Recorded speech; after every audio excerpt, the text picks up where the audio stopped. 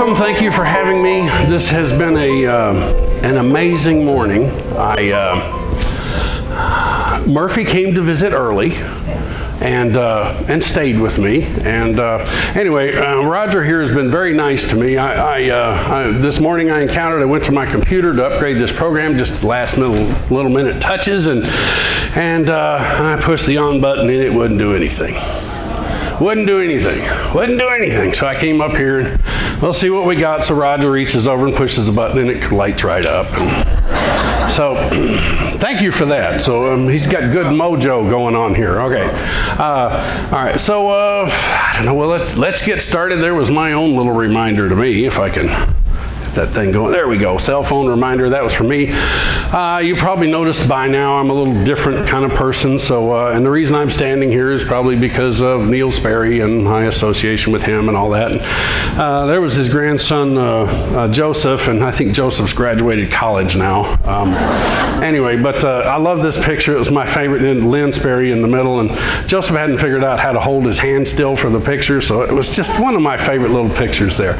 I used to hang out with the Sperry gang back when they used to do conferences and this and that, and it's Gretchen on your right and Patty on the left. And anyway, I took a shine to Patty and we got married, and I stole her away from Neil Sperry, so I don't know what else to say. Anyway, so at conferences and stuff, we still hang out and all that, and I'm proud to say that even though I'm not with the magazine anymore, because the magazine is no more, that I still get all the respect and love that I've always received from the organization.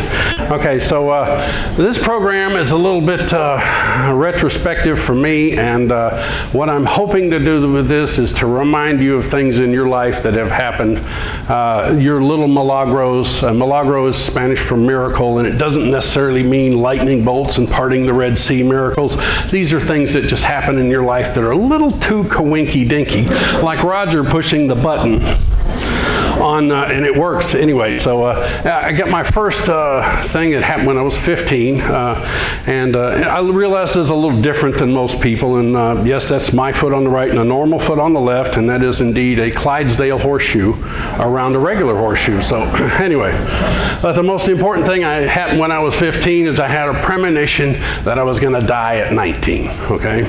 So when you're 15, you're convinced you're going to die at 19, you know, you don't waste a weekend. You know, and you can't tell anybody either, oh, you're just being silly, blah, blah, blah, blah, and you're going, it's going to happen, you know. But anyway, a couple years later, I was 17, and, you know, life is, well, don't be doing that now.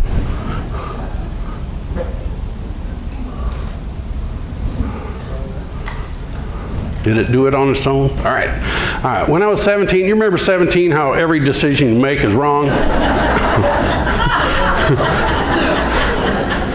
That's the most incredible thing I've ever seen. I guess they're still sitting there. Anyway, so I graduated at 17, and I moved to West Virginia because I wanted to be a hillbilly, okay? And I had this, I know it's crazy, and by the way, you can accomplish that in about 60 days, okay? So it's really amazing.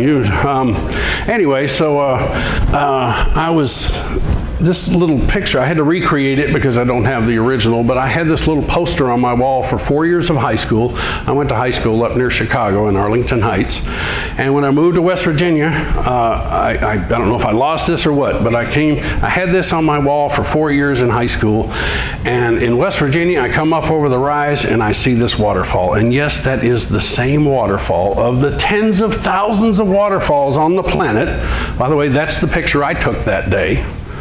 And of all the things, all the waterfalls, that was the one I'd been looking at. And I was like, man, that's a little too coinky-dinkle for me. And so that was my first inkling of maybe a Milagro. Well, I moved to Texas a couple months later because my uncle threw me out because I was misbehaving. That's the truth of the story. Anyway, so Texas is great, bluebonnets and stuff. There's always good farm machinery in the background, and horses will tell you their opinion and everything.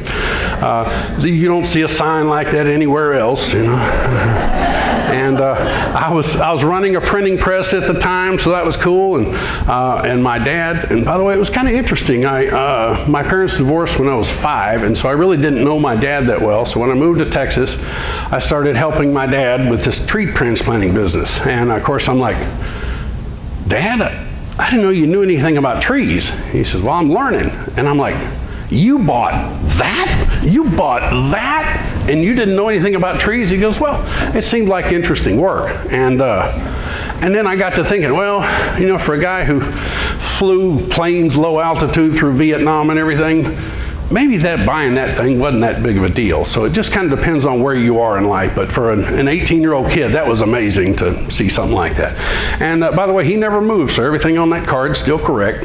And I decided to go into business as a lawn man. So that was it. And it's one of the, yeah, I know. Anyway, and I'm very proud. I still have my sign with my armadillo lawnmower. And I thought it was brilliant. I still think it's brilliant. Anyway, so I'm over by TCU, and you know, I had the dream coming true. The lawn man's dream is to have a bunch in a row. You know, you pull up, park your truck, and go back with one thing or another, and then collect checks. So this one lady, Mrs. Scott, looked out her front door. Could you do my lawn too while you're here? And I said, well, sure. And I got a new customer, so I go around the back with a weed eater, and here's cat food cans all over the backyard. And I'm like, what's going on with this? So I was like, well, whatever. You know, so I got the trash bag, and I'm throwing these things in the trash bag, and she opens the back door. What happened? Something weird's going on. Anyway, so I'm throwing these things in the trash can, and she opens the back door, and she goes, you are going to put those back, aren't you? And I'm like, what are they for? She goes, well, they're to keep the trumpet creeper down. Well, if anybody knows anything about trumpet creeper, a semi-truck loaded with bridge parts could park on top of trumpet creeper and it still would live, okay?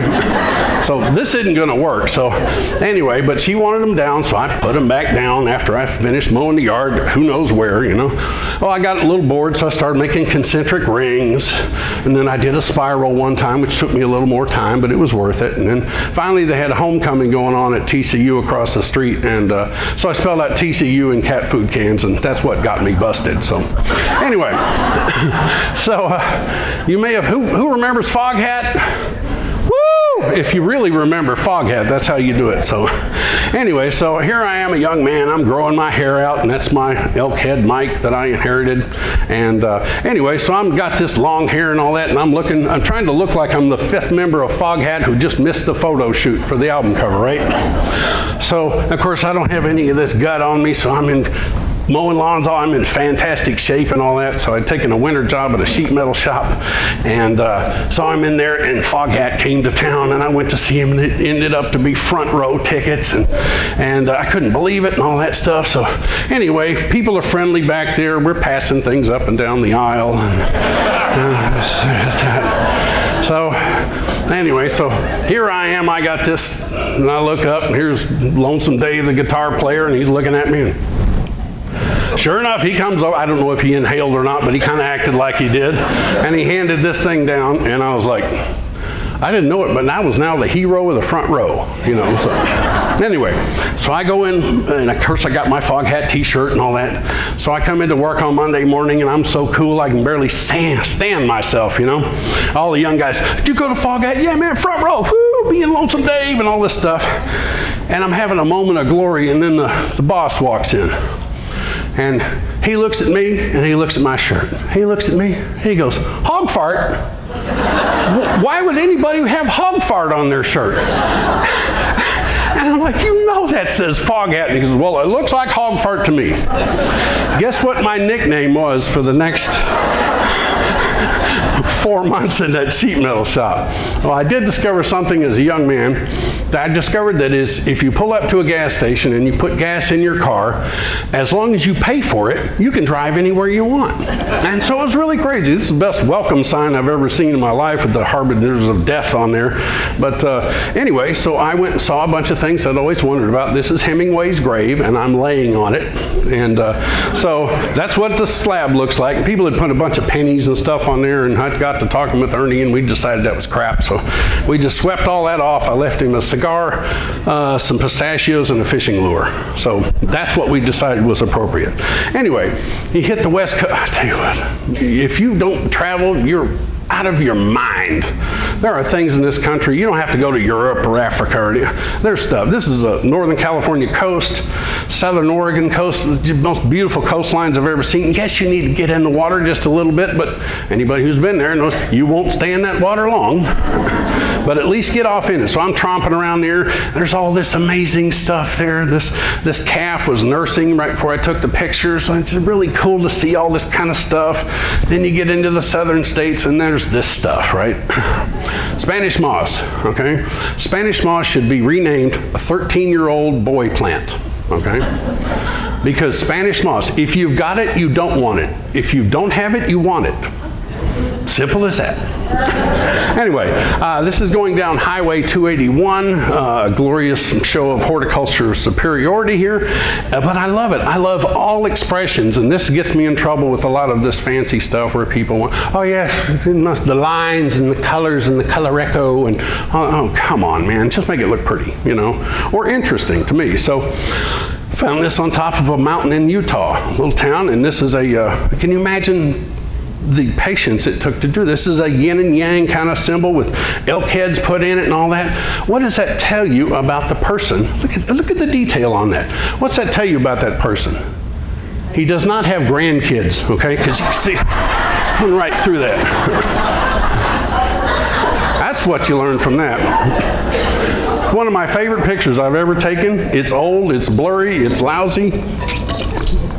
That's one of my best memories. So I pull into over in by Hewlin Mall in Fort Worth, there was a Chicken Express. And I pulled in one day and someone had broken a face off into the shrub. This is a Yopon holly. And so I'm sitting there, they really didn't do a very good job of it either. It was just left the broken stuff. So I go over there with my pruners and I'm cleaning it up and all that. A guy speaks, can I help you? From behind me, I'm looking, it's the store manager. What are you doing, man? Well, somebody broke the thing and I'm fixing it up for you. Huh. I said, well, do a good job. You want lunch? I went by every 3 weeks and trimmed on that thing and got a free lunch for like 2 years. That's what happened. Anyway, that whole thing about talks the talk and walks the walk, this is my socks on the clothesline. And the other thing is, I don't know, I hear a lot of horticulturists, I'm like, let me see your fingernails. You can tell a lot, right? Because let's face it, if you're a real gardener, the only time your fingernails are clean is right after you wash your hair, right? Okay. Anyway, if there is a grandmother in the room and you don't do this, I'm going to be terribly disappointed in you. Isn't that fantastic? And so easy, you know? And let's face it, the kid will never know it, so you might as well. As my travels around, I've gotten to stay in a bunch of luxurious places. The accommodations were amazing. That's why you try and travel when you're young, because you can sleep in a bathtub or your car or whatever. And nowadays, oh man, if there's not a hot shower and a soft bed involved, I can't go there.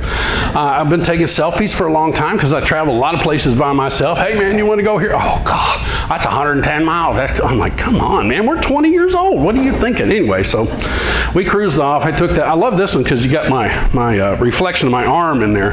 And by the way, I was the only one really with an arm long enough to take it because the old snap cameras, you know. Anyway, so that was kind of fun. That was the first one I took. I wasn't very good at it. Anyway, but Grand Canyon after a 11-inch snowfall, it was amazing. One of the best moments of my life. Pardon? South Rim, are you kidding? I have never had the luxury of another 3 days to go visit the North Rim. So anyway, cool stuff. That's probably one of my favorites. That's off the Oregon coast. And anyway, so it's kind of funny, this tree hugger, and this tree hugger is actually used as kind of a derogatory term nowadays. I'll tell you, nothing I'm more proud of than being a tree hugger, you know. I mean, let's face it, you know, I love it, you know. Oh, we should worship God and all this stuff and blah, blah, blah. Oh, let's treat the earth like crap. I'm like, really? really? Don't see a little disconnect there. Anyway, so I think everybody ought to be a tree hugger. I'm an unabashed, unashamed tree hugger. So this is one in Longwood Gardens, and this tree is special to me. It's my favorite tree east of the Rocky Mountains, and it's a Magnolia acuminata, or cucumber magnolia. It's part of Pierce's Park in Longwood Gardens, and the reason this tree is so, I went through graduate school with this tree. I have cried into its bark. I have beaten it out of anger. I have celebrated the joy. I've done everything. So, and you can actually sit on the ground and lean against the tree and look up without worry of fire ants getting all over you. So that's the real beauty of it, okay?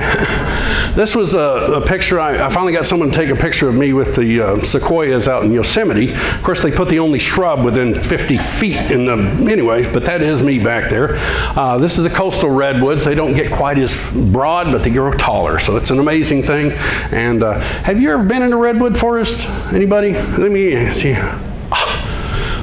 The highest percentage of any group I have ever seen who said they've been to a redwood forest. Okay, so I got a lot of people, so you call me out if I'm lying, okay?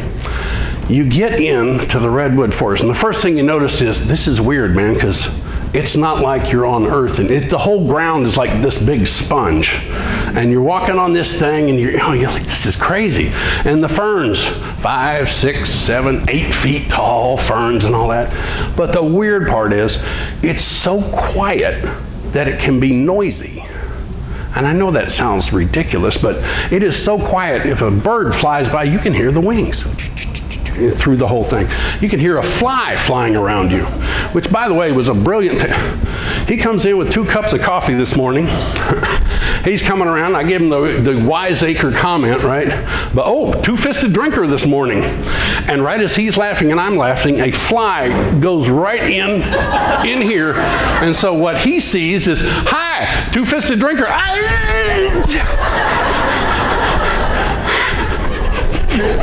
The things you can't ever plan. Anyway, so obviously I view these, I don't know, I guess I consider them cathedrals of sorts, these redwood trees. And anyway, probably prettier than any cathedral I've seen. And not that God doesn't have a sense of humor. Okay, so I know what you're looking at, these nice epiphytes up in the top of the tree there. So anyway, so obviously this thing. And this is like 8 feet long, okay? And massive, and there's always somebody taking a picture with it, okay? It's a popular thing. So anyway, so I'm like, well, what is the scientific explanation for this? So anyway, until about 2 months ago, I've been telling people that this is a structure called a pneumatophore, which is similar to bald cypress knees. And so anyway, blah, blah, blah. Well, little DNA, RNA stuff, and that's not what it's for. So I really don't know what it's for anymore, and nobody knows why bald cypress knees do this either. It's not for air, which is what you've heard since the time you were born. That ain't it. So anyway, I love the idea that we don't know everything. Okay, started the Fort Worth Botanic Garden on May 16th, 1986. I remember that. A friend of mine started on the same day, and he retired from there. I went and did other things. I was the first gardener for the new garden center, which, what is the prestigious part about being the first? Everything the low bid contractor did wrong is now your fault. That's what the truth is with that. Anyway, I eventually found a place in the greenhouse there. It was minute for minute the most fun, satisfying job I've ever had in my life. You can't make much money at it, but it's great. So anyway, grew poinsettias and things like that. So at the Botanic Garden, they handle the weekends. You're known as the gardener on duty. The greatest acronym possible, okay? Thank you. It took a minute. Anyway, so you are literally God for the weekend, okay? So anyway, so the first illustrious task you get to do is empty the trash can. So you're on a golf cart, you got a little cart behind you, you pull up next to a trash can, pull the old one out, put a new one in, go on, all right? So I'm coming through the rose garden, and here comes this couple. And they're, I don't know, upper 70s, maybe 80s, something like that. I'm going to invade your personal space real quick, so don't freak out, okay? So you're me. And here comes this little couple walking by, and I'm minding my business, and this guy goes, I'll have you know, young man, we were married right here in this very garden. I said the same thing she did. Huh? Okay, so I was like, okay. So I finished the thing and I drive up the next one. I'm like, this garden was finished in 1933. If they were married here, my math's never been good. But I was like, this might have been some of the first people ever married in this garden. It's amazing. So I went to the next trash can, and I'm getting it all lined up, and I'm having to wait because they're moving kind of slow. So I'm doing all this stuff anyway. So they finally come up, and I said, so if you don't mind, when were you married? And the woman spoke up this time. She said, 6 weeks ago tomorrow. So you never know. So about the same time in the same region. Anyway, it was we had a 3-day weekend coming up, and it's Thursday, and I'm coming down with something, and I'm gonna die. I'm just, give me a prescription of something. I knew my doctor was only open until noon on Fridays, and he's going to be closed on Monday. I said, I'll be dead by Tuesday. So I call up first thing Friday morning. I got to go see the doctor and all that stuff. And the woman there says, oh, we're all full this morning. I said, yeah, but you don't understand. I'm really sick. She goes, well, if you're that sick, go to the emergency room. And I thought, good God, well, I'm a guy, so of course I just go in, and she's busy on the phone. I sign in on the thing and go sit down, and then I hear this little, oh, by the way, there's me sick, and that's who I was talking to on the phone.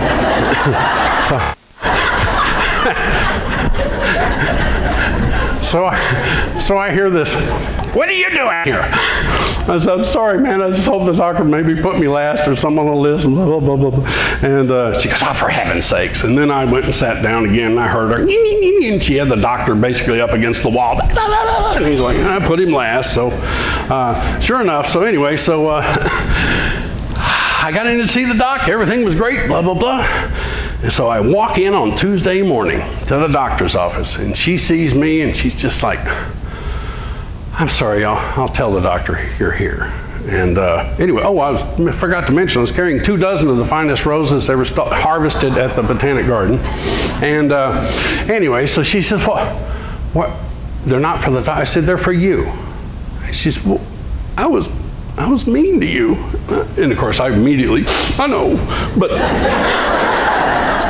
you didn't throw me out, and you helped me. And she said, I don't know why I did. And of course, then the doctor comes up. He just turns around and goes back to the back. And we're up there blubbering away and all that.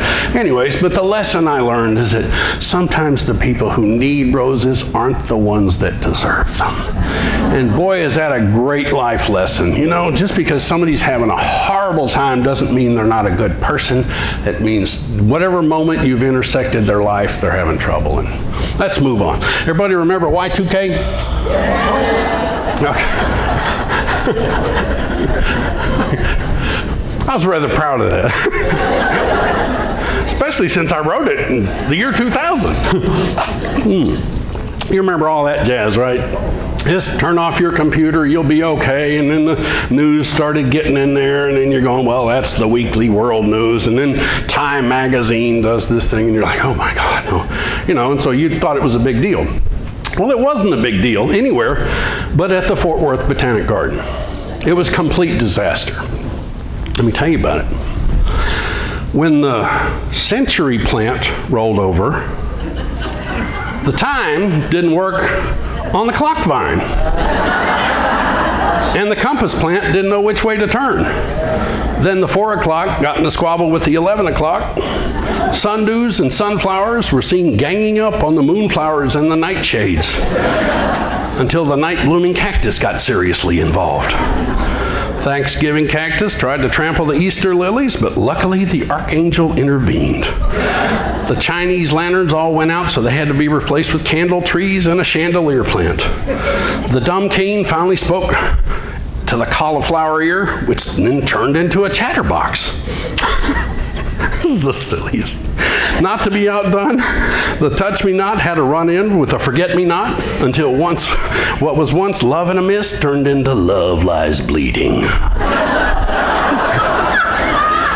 Adding to the chaos, the parentally patient impatience called the police when they spotted creeping Charlie in a drunkard's dream with Candy Tuft, and they were singing, "Oh my darling, lemon time." Authorities said loco weed was involved. Nobody gets this because this is actually what loco weed's called. It's not marijuana. Anyway, on the bright side, balloon flowers welcomed the first baby's breath, which shed baby's tears while the gardeners were counting baby's toes. Of course, the beeches, birches, cherries, and mulberries were all weeping. The organ pipe cactus bellowed and the burning bush glowed. The snowdrop dropped snow on the mountain while the star of Bethlehem shined. And Jack was in the pulpit when he spied Sweet William with Heather. And boy, howdy did Johnny jump up when he found out. As the gold dust settles out, maybe things will return to normal. But until yesterday, today, and tomorrow figure themselves out, the cosmos may never be the same. And why it all happened in the first place is still a wisteria.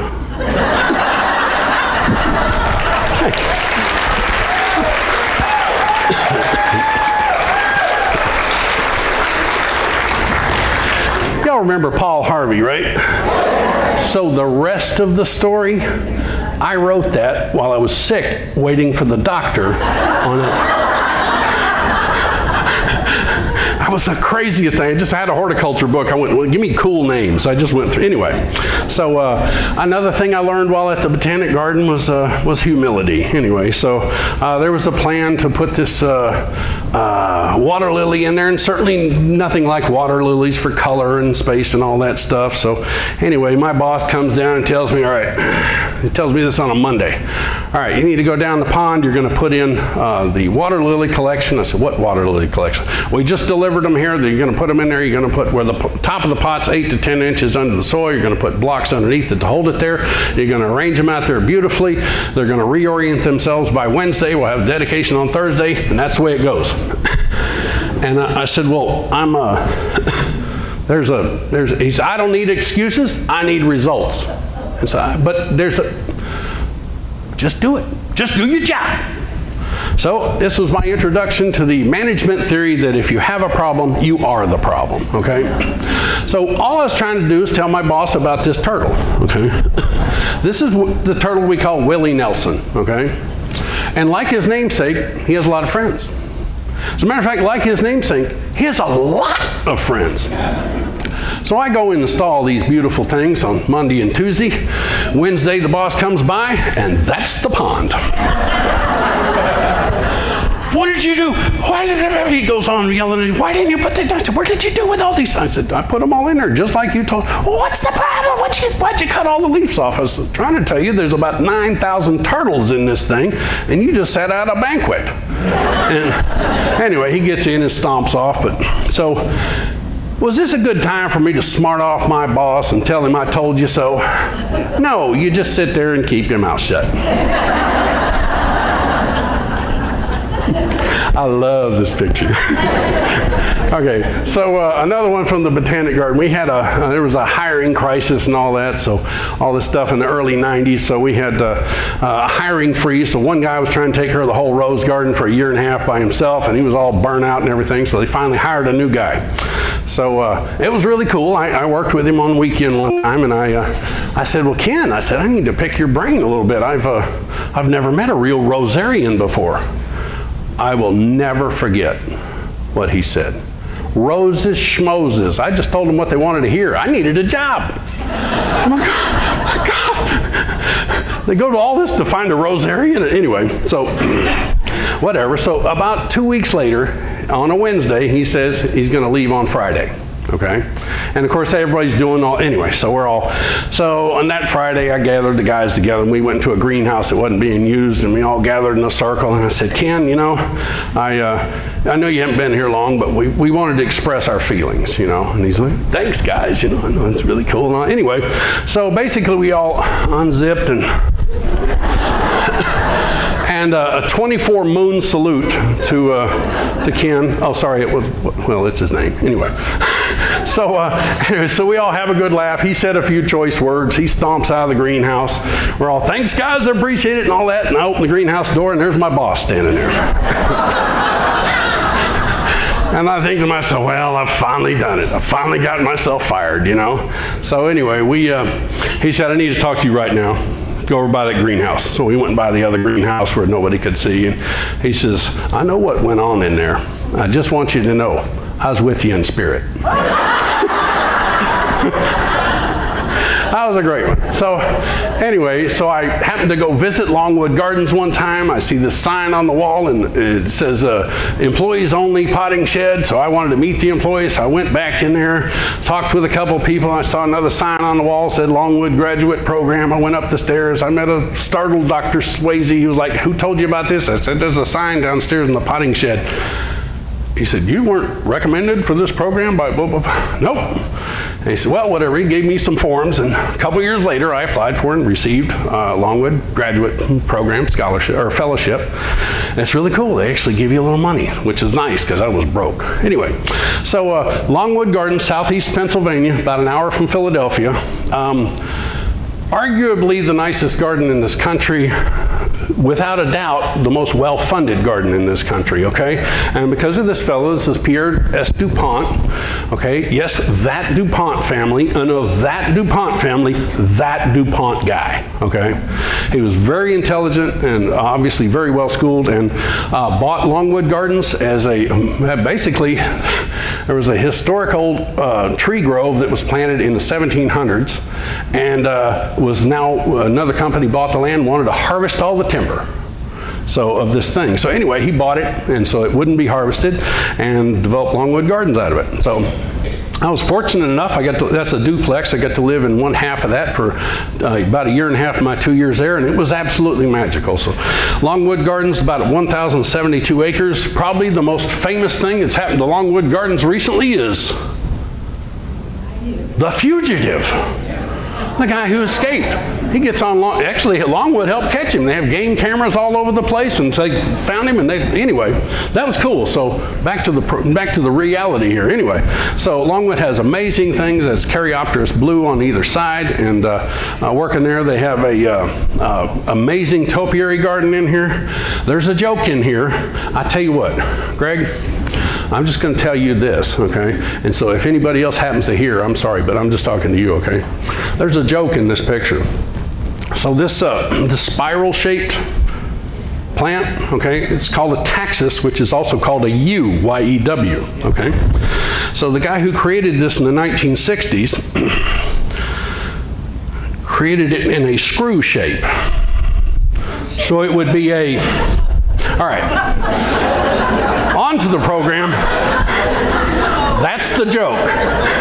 That's the joke where millions of people walk by and never see it, and you know, the gardeners are, you know. Anyway, so they have amazing displays all the time around. There's these giant purple beech trees that are amazing. You remember that whole beech nut gum and all that stuff? Anyway, that's the fruit on them, and very beautiful. They have tulip trees is the kind of the epicenter of where tulip trees are native, so a lot of them will go 150 feet plus, which are amazing too, and they have these big beautiful flowers on them. You can take selfies with them if you like. This is one of the smaller fountains at Longwood, and they have open air theater. And remember the pit? Who was the lady I was talking to about? There you are. Anyway, so I went to visit Longwood one time, looking forward to visiting the Grand Garden, and that's just one section of the garden, by the way. So this was a $90 million renovation or restoration, and there's the blank where I forgot to put in the after slide. So you'll just have to go visit for yourself. Quick thinking on my behalf, wasn't it? Anyway, so inside Longwood has about 15 acres under glass. Roll that through your head there, okay? Anyway, so there's magnificent things in here. There's these hanging baskets. The smaller one's probably 7 feet wide. The bigger one's probably 10 or 11 feet wide. And just so much room, you grow lawns inside conservatories. And my personal favorite is the floor, okay? Because see all the grates in the floor? Air is pumped through there. So that's your air circulation, goes through tunnels below the walkway. By the way, those tunnels are so big, me and my two brothers could walk side by side through those tunnels, okay? And they got all the electrical stuff on the walls. Anyway, so in the summertime, you got cool air or air blowing up through there, so that's all right. I'm standing over the grid trying to fluff a little air up to cool me off and stuff. And that's right, you ladies in the wintertime, you're huddled over those heaters trying to get a little warm, so it all works out. Anyway, an amazing array of plants, and something like this is kind of a Mickey Mouse flower and all sorts. That's Habatica, a plant that is coniferous. It flowers and fruits right on the trunk. There's a native Texas tree that does the same thing. It's called there you go, right on. Smart people. All right, and they have furcrea and all sorts of other things. There's a children's garden, which they built small to keep the big people out. Completely unsuccessful on that. There's a little tunnel that's about that tall. Yes, I will go through there, and the rest anyway, but all sorts of fun fountains and things like that. This is probably my favorite plant at Longwood Gardens. It's probably the rarest plant on the planet right now that we know of. It's Encephalartos woodii in South Africa. Two botanists discovered it in 1895. The plant was a male. They have never found a female. It's the one straight behind my head. Big cycad, okay? Anyway, so it's an amazing plant. But propagules, so they as you know, cycads will put on a pup along the bottom somewhere, and of course they're all the same, they're all male. But anyway, so Longwood acquired one of those in the 50s, and that's it. So I like that, which is an important story here to be learned about conservation and stuff. I learned it from Paul Cox, who used to be head of the San Antonio Botanic Garden. But basically, Paul comes to a conference and he says, yeah, I got a rare plant. I got 8 cuttings here, and I'm here to give away 6 to other gardens. And but I want to keep 2 for myself, blah, blah. And I went to him and I was like, Paul, you've only got 8 cuttings and you give 6 away? I said, isn't that crazy? He goes, oh no, that's the smartest thing I could ever do, okay? If I have a problem, a disease, a power outage or whatever that causes me, and I lose my 2, I know there's one in Dallas, there's one in Fort Worth, there's one in San Antonio, there's one in Houston, there's one. He says, I can go get another one. And so it's like love. To keep it, you've got to give it away. I love that stuff. Anyway, Longwood has all sorts of great collections there. They even, I don't know if this still exists today, but this is how florists used to grow flowers. Right behind, when the greenhouse was right behind the flower shop, and supported and all, so they would get long stems on them and all that. Nepenthes and other great plant collections. It's probably one of my favorite parts about Longwood. Has nothing to do with plants, you would think. So this is the music room. It's right on the side of the conservatory. Pink stained glass roof on it. The wall on the right actually has fabric on it. We'll get to that in a second. And the floor. The floor is black walnut, made from amazing thing happened during Pierre DuPont's time. World War I ended. And they had cut a bunch of black walnut for gun stocks. Well, when production of those ceased because the war ended, they had all these things. So Pierre DuPont bought the lot and had them custom cut and made into a dance floor to celebrate the end of the war. And I thought that was pretty slick. So anyway, behind that curtain is a 10,010 pipe Aeolian organ. And the smallest pipes, you could probably fit 3 in my pinky fingernail, or finger that size. And the biggest ones are about 2 foot by 2 foot, 24 foot long California sugar pine. Anyway, amazing things. There's the wooden ones and all that. You can actually play the thing and all that jazz. So I'm out there, and there was a beautiful thing that happened. When I was out there last time, Tim Jennings was still there. He was there when I was a graduate student. And so Tim's over there. He's displaying one of his beautiful water platters they grow there. And it's fantastic. That's what the underside looks like. So why is it so prickly like that? Well, it's to prevent fish from eating it from the bottom. So anyway, so I decided as a graduate student, I remember I said, hey, Tim, can I help you? I wanted to do hands-on stuff. And he says, sure. So he hooked me up with some boots. And so I get near the edge of the pond, and I notice the water's black. Well, they dye the water black to reduce sunlight penetration, so less algae right there, and also greater reflective value off the water, which everybody's taking pictures, so you want that beautiful, you want to make it great for pictures. So anyway, there's an example of reflections and all that. So anyway, it's nothing like water lilies off in here, and they're just beautiful and fabulous, and the colors and the arrangements and all that. Anyway, we'll get to that in a second. I I don't have my presenter view on here, so I get in this pond, and before I get in, Tim looks at me and says, just watch out for the magic. What are you talking about? He said, the magic. I said, the magic? Magic, like M-A-G-I-C. Yeah, all right, whatever.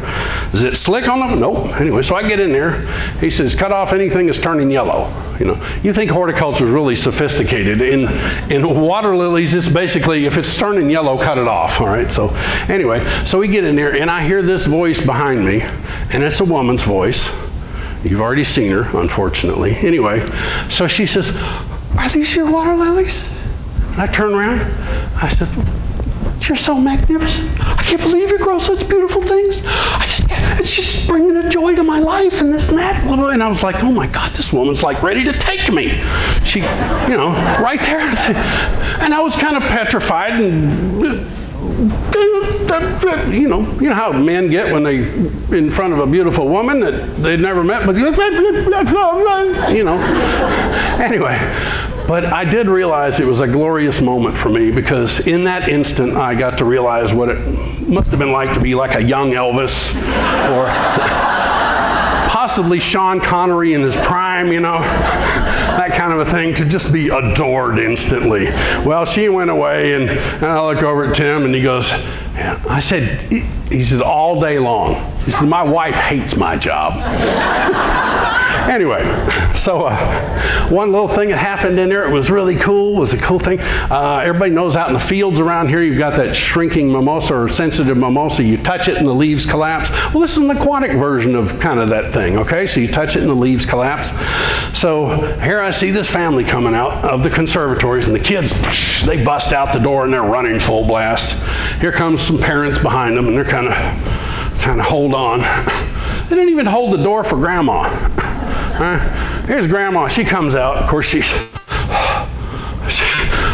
the kids are running around. She took them to Longwood to enjoy some quality time with the kids, right? She hadn't seen them because they're miles ahead of her. She pulls out, and I'm sure she paid for the whole thing too. So anyway, so she comes over, and I say, oh, is that your family? She goes, yeah. She said, you're about to wear me out. I said, you know what? I said, let me show you something. And I just showed her that little leaf. She goes, oh, Bobby will love that. Let me call him over here. I said, just you show it to Bobby. And Bobby didn't need a memory with me. Bobby needed a memory with his grandmother. So little Bobby came over, and a little tow-headed kid, I actually got a picture of it. And she's showing him, and he did that, and he was, oh, Grandma, I never knew you could do stuff like that. It's fantastic. So those moments like that, pass them on. Okay, a few gratuitous pictures here for, oh my, I'm burning up time, of Longwood Gardens. The orchid collection, just amazing. 15,000 plus specimens, different taxa, and some are familiar, some aren't. This is a Stanhopea. It's really a weird looking thing. All the flowers fall out of the bottom of the pot. They look weird and they smell heavenly and all that. So it's great stuff. Longwood eventually led me to a lot of different places. And that's one of the things that's, oh, by the way, who's the woman who went up? Right here. So look at that. I'll find you sooner or later. Anyway, did you go to the Swarthmore College? This is on the campus. And the whole thing, it's called the Scott Arboretum. And the whole college campus is an arboretum. And anyway, beautiful. So you get to see stuff like that. This is over at Chanticleer, and beautiful with the teacup. And they do horticulture beautifully there. I love this business with the pots in the sky here. And I thought this was kind of cool. There was I went on a garden tour one time, and I loved, everybody's taking pictures of the garden. I'm trying to horn up to the owner here and get a story or something out of it, So this woman says, oh yeah. And she said, my husband was so nice. He, for our 40th anniversary, he took me to Tuscany for 3 weeks. And she said, we just lit and did all this kind of stuff. And I said, well, that's kind of nice. And she goes, and while we were gone, I had this put in for him. So this is a garden designed to be viewed from above, because it was where he likes to drink his coffee on the porch and look down. And so she had this garden installed in the 3 weeks they were there. So right on for gifts. Around Texas, beautiful stuff. Bio Bend down in Houston, another artist garden in Houston. I met the gardener. I said, do you use a form or something? No, I just go slow. And I said, well, how do you? He says, it's just like the Golden Gate Bridge. By the time you're finished, you just go the other side and start again. So what a thing. Somebody just does that all week long. Anyway, Chihuly glass. If you ever get a chance to see Chihuly, it's an amazing thing. The Dallas Arboretum was one of the best I've ever seen anywhere. And of course, my experience was superior to everyone else's here. Oh. You're going, I went to that and I enjoyed myself. So I'm coming down Grand Avenue. It starts pouring rain. I pull into the parking lot. Everyone's coming out. I got a camera in one hand, umbrella in the other. I go in. Nobody in the background anywhere. Everything's wet. No sun, so there's no shadows to worry about. It was the best 2 hours of photography I ever did. Anyway, beautiful. That was on that day too. Anyway, as far as horticulture advice, the best thing I can tell you is a white picket fence, okay? It looks good the day you put it in when it's brand new. It'll look good 50 years when it's old and sagged and fallen over. Everything looks good growing in front of it, behind it, or on it. It's just the greatest thing ever. So, interesting structures like that. Try and create interesting, usual stuff. Don't pose for pictures like that. Don't ask. It's one of my favorite signs I've ever seen. This is down near Houston and Garden. Can't remember the garden's name. Anyway, but I came from the Fort Worth Botanic Garden. You know, there's the Rose Garden, there's the Iris Garden, there's the Daylily Garden, and God help your eternal soul if a daylily gets off into the Iris Garden, because it's a disaster, you know. Anyway, I love this about it. And so I found out most gardeners look like this. You know, pretty much regular people, right? And by the way, I stopped at your house on the way over. Yes, I did. And anyway, your lawn crew was there. and I asked them where you were, and they said you were out back watering.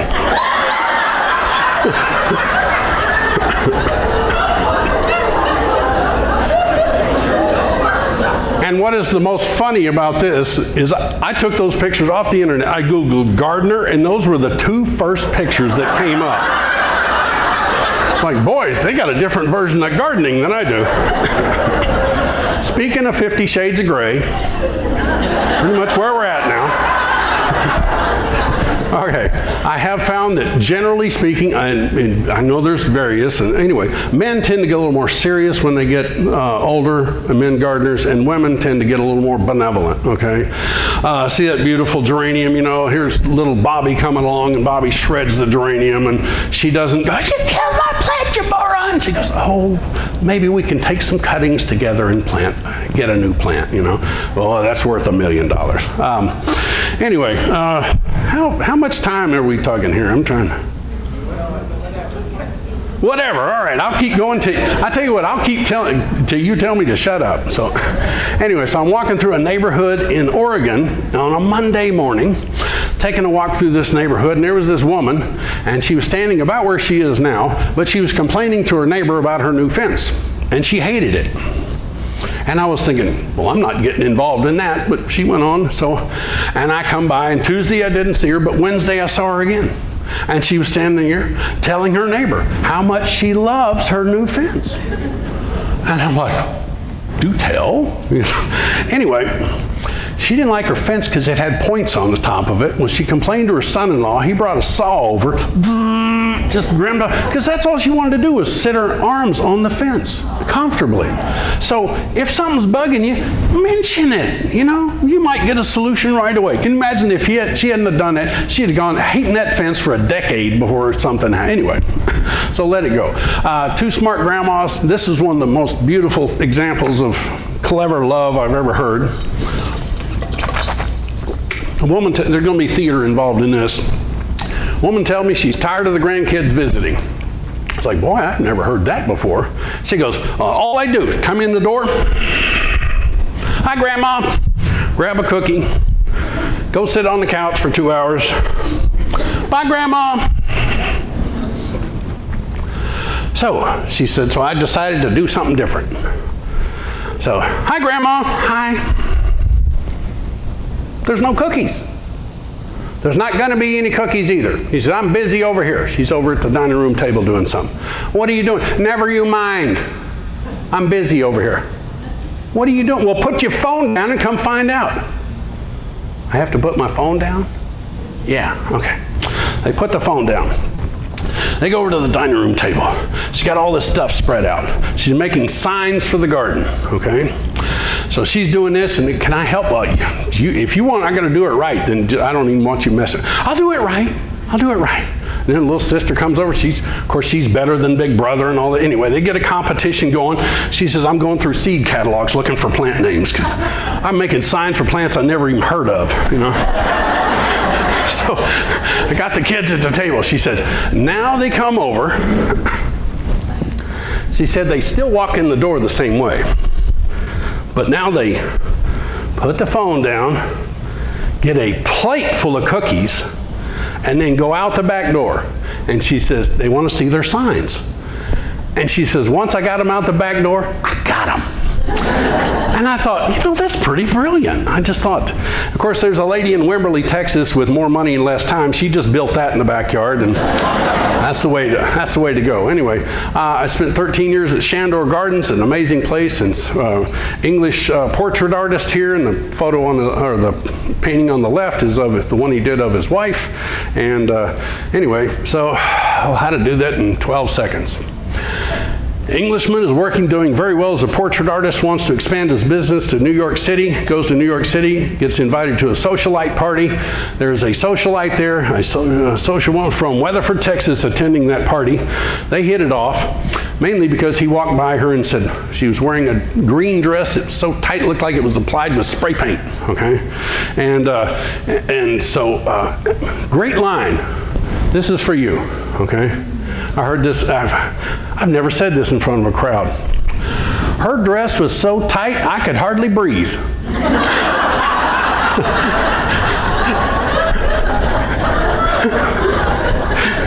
Anyway, so Shandor walks by this woman. He said, Ma, you have a lovely back. I'd like to paint it sometime. And so she took him up on it. She commissioned him to come to Texas and paint her portrait and her mother's portrait, which he did. And the official story is he became violently ill while on the trip, which necessitated a much longer stay. Well, they were married 2 years later, so I'll let you fill in all the gaps there. But anyway, that's how the Englishman got to Weatherford. Most famous portrait he did, his last one, was Queen Elizabeth's coronation portrait. And until very recently, I've been able to say, and she's still queen. Anyway, that was an amazing, 70-something year run? Anyway, but that's them reviewing the portrait. So I thought that was pretty cool. Anyway, he comes to Weatherford, Texas, and he wants to build a garden, so he does so. It's a magnificent garden. He enjoyed it. We're still enjoying it today. I got there. I'm fixing stuff. There's nothing truly obscene about this picture, but I admit it's disturbing. So, so this is kind of back in the day, and that's kind of what we're looking at these days. And that was the bridge the way Shandor built it. And then when I got there, they'd rebuilt the bridge like this, which was, of course, easier and blah, blah, blah. And I'm very proud to say that this was one of the... Every once in a while, management just needs to be kicked in the butt. And I'm glad I did it and maintained my job, too. I had to go under this bridge one time while we were maintaining it. I looked up, and I mean, the thing is just rotted out unbelievably. And I bring this up to the parks director, and he says, don't worry about it, people are. I said, really? So I went back under there, and I grabbed, and I'm a big guy and all, but let's face it, I ripped a chunk of the support beam off with my bare hand. And I went down to the mayor's office and I put it on the mayor's desk. Yes, I was smart enough to put some paper underneath it so it wouldn't get, but boom, and I said, this came off the Shandor Gardens Bridge with my bare hand. The next morning, my park director said, you know what, we've got $5,000 to rebuild that bridge. It's a miracle what happens when you get, anyway. So we rebuilt the bridge, but of course back to the way Shandor had it. So I was very proud of that and being able to do that. So anyway, Shandor Gardens, I recommend it. It's in Weatherford, about 25 minutes west of Fort Worth. And beautiful, you walk across ponds, it's all sorts of amazing stuff. Can you tell the year I got the Caladium donation? Woo! Smoking! Anyway, so we did stuff on the fun on the bone. I rediscovered wonderment there, you know, it's a real word.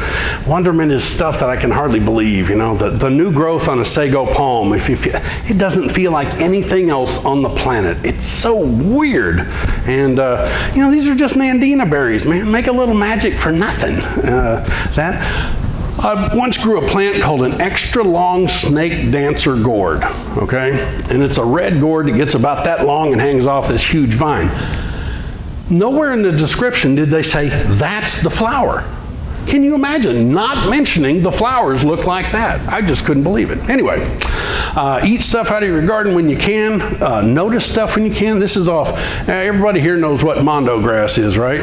Okay, do you know this is the fruits on mondo? Okay, the reason you never see it is you're never on the ground looking an inch off the ground for the blue fruits on the mondo. So anyway, but it does flower.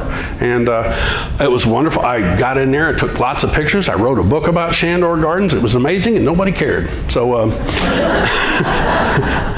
one of my favorites here, I had a group of about 15 ladies on a tour from First Baptist somewhere or another, and Queen Bee was right behind me. Everybody knows what I mean by Queen Bee? Okay, Queen Bee's right behind me.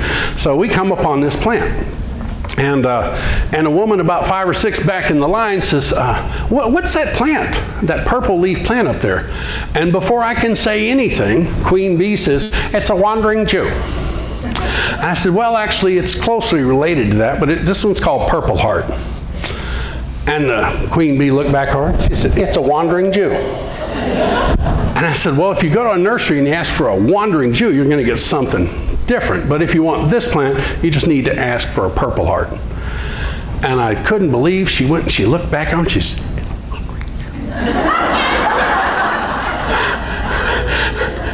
I don't know what happened. Horns came up or something. I don't know. Anyway, I said, well, this has just been renamed. This is now known as a meandering Christian. Queen Bee did not find that amusing at all. Didn't speak to me for the rest of the tour. Bless her heart, the whole business. Anyway, so that was kind of fun. I had some extra bamboo. I put it on this fountain. It looked kind of groovy to me. And anyway, so I did this. I got a visit from the Southern Historical Garden Society on a Tuesday. And one of them said, that's kind of the coolest thing I've seen somebody do with bamboo in 20 years. And I was like, yes, right on. So I can't remember if it was Thursday or Friday of the same week, but this lady comes walking by. And all right, I can see her getting flagged me down yet. Anyway, so she's coming by and I'm there and she's doing her thing. And she just looks over at me and she says, you're an abomination to everything Douglas Shandor ever stood for. And then walks off and I'm like, I'm an abomination? I mean, good heavens. I mean, anyway, so I don't know. It's 15, 20 minutes later, and this voice from somewhere in the ether comes down. It's got a British accent, and I knew it was Douglas Shandor. And he said, don't worry about it. She was grumpy as a little girl, too. Right on. Okay, quick thing to do if you have gardening partners. Can you give me 5? All right.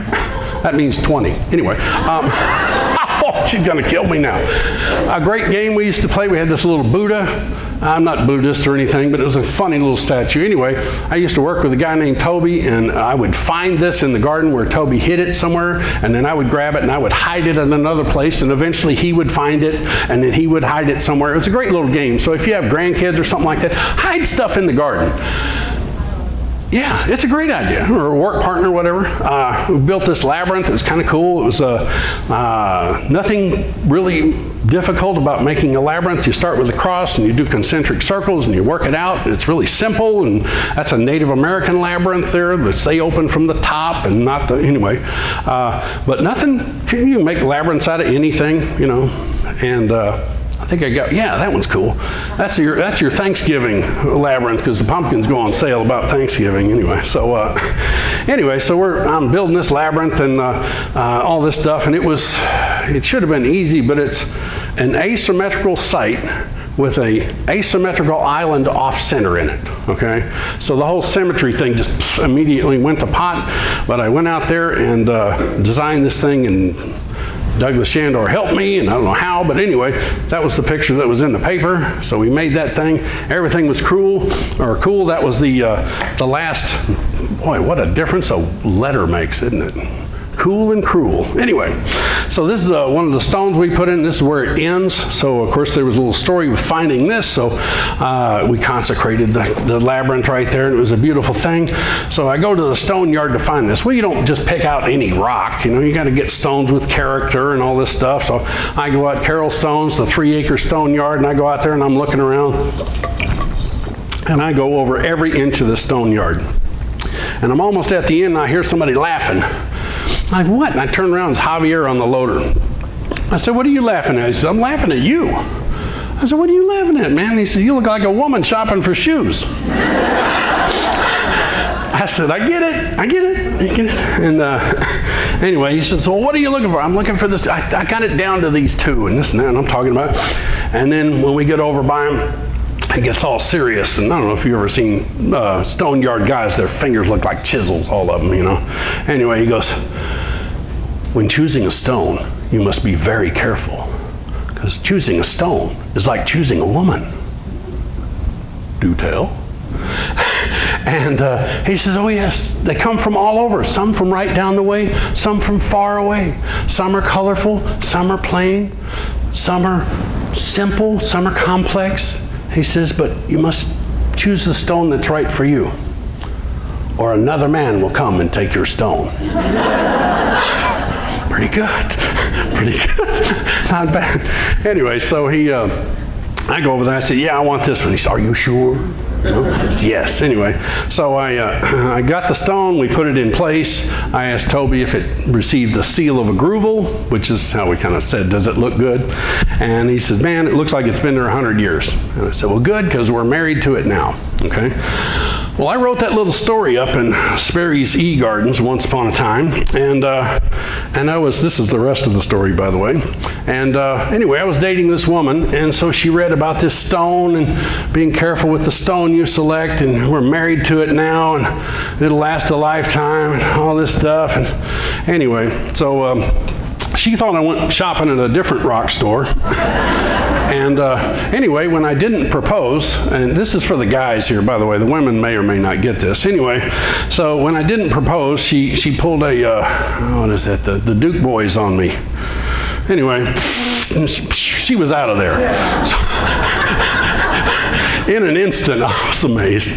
Anyway, so I have just a couple more things. Anyway, I know.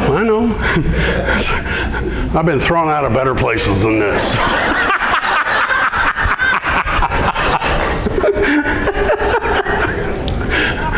Oh my.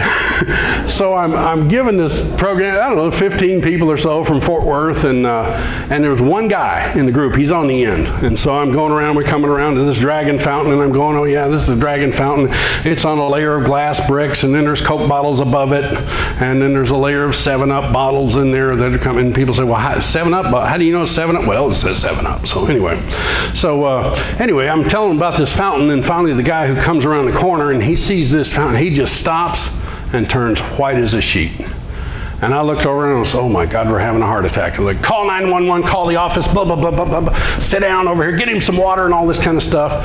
And he just covered his face, and he's kind of shaking. I said, what, do you want me to not call an ambulance? Call an ambulance? I don't know what that means, you know. Anyway, so we got him settled down and all that. And when he took his hand down, he'd been crying, sobbing. And I was like, oh my God, I didn't expect that. It's kind of weird. So anyway, he told me that when he was, I think it was 9 years old, his father took him to visit a garden. He said, you know, and I didn't know where it was, because when you're a kid, you don't know if you're 5 miles away from home or 50 miles away from home. I was just away from home. And while we were visiting this garden, this man was building a fountain and invited my father and I each to put a Coke bottle in this fountain he was making. Well, obviously, this is it, okay? And to see this guy in such emotional state over this, and I thought, that's the greatest story I've ever heard. And then he said, and my father died 2 weeks later. That's the last memory I have of my father. And so 63 years later, I got to see the seed of kindness planted in 1950, which is when this was planted. I got to see it germinate on the face of a man who was a child at the time. So, boy, it just hardly gets any better than that to me. And they're going to have to throw me out of here, I guess. Anyway, I stopped one time and I saw this statue and this woman. I know, I'm incorrigible, aren't I? Anyway. Okay. Yeah, we're getting there. She said, I'm going to kill you. Anyway, this is the sweetest thing I've ever heard in my life, I think. I was looking at this statue and I mentioned that, I started talking with the woman who owned the place. And how do you know she's the woman who owns the place? The only one who's not wearing a name tag and, carrying the camera. So anyway, and I said, that's a great statue. She goes, yeah, I used to have a little boy. And of course, I'm like, oh, how do I step in it like this, I said, I'm sorry, She goes, oh, I've come to deal with it. But she goes, I do realize that just because he died doesn't mean he's not a part of our family anymore. And I just thought that was one of the most beautiful things I've ever heard anybody say. So I'll skip that one. I'm almost there. She's going, we got it. So I had a little dog. Dog used to go with me on the thing. One ear up, one ear down all the time. Road trip dog. This is down in Independence. So I get ready to go to this trip to Oregon. Bell gets out, UPS guy comes by, it's all over in a fraction, right? So what do? You bury your dog, get on the plane. So 2 days later, I'm walking on the coast of Oregon, and I'm trying to forget about all this stuff, and I'm finally thinking about Oregon, and I look over and I see this little flower. I was like, man, that looks like Indian paintbrush, which reminds me of Texas, which reminds me of Bell, and then I'm back into the funk. So I'm walking down this beach, and I'm just, kind of doing my thing. And there's a dog about 100, 150 yards down the beach playing with a young couple. And that dog all of a sudden just starts running down here. And I could tell from it was about here to the door, I said, that dog's coming right for me. I couldn't, and this dog came up and didn't look jumped, probably leapt from you to me, wham, into my arms, starts licking my face like Belle used to do with the puppy kisses and all that. And somebody actually got a picture of it. But how did that dog know? Of course, and by the time the couple gets up there, because the dog's way ahead of them, I'm over here, and they're like, we're so sorry. Anyway, but boy, how did the dog know? That was an amazing thing. So there's Belle. This is my final thing. She's going, you got 22 seconds. So this was inspired by a liatris. It was one late August. Everything was burnt up, and this flower was flowering out in the middle of a field. And I was like, how does that happen? There's no color anywhere. Everything else is burnt up, and they got this baby going. So anyway, I got inspiration from that, and I've always been amazed with things that were very humble and had great potential. Corn is another one. If you ever study about corn, go back to Tio Sente. It's an amazing story. But that's another program. Okay, so this is the significance of one. One hug can change a heart. One kind word can help heal you. One pill can cure or kill you. One small step can begin a great journey. One day was your first, and one day will be your last. One thank you note can make someone actually feel appreciated. One bold moment can change the course of your life. One teacher can inspire you forever. One worm can spoil the apple. One true friend is probably enough. One child can make two parents. One well-timed kiss can turn your whole world upside down. One packet of sunflower seeds can make a gardener. One seed can a forest birth, and one match can return it all to earth. One attaboy can show you the difference between a boss and a leader. And while one bad apple doesn't necessarily spoil the whole bunch, one wet mouse sure spoils that whole bowl of punch.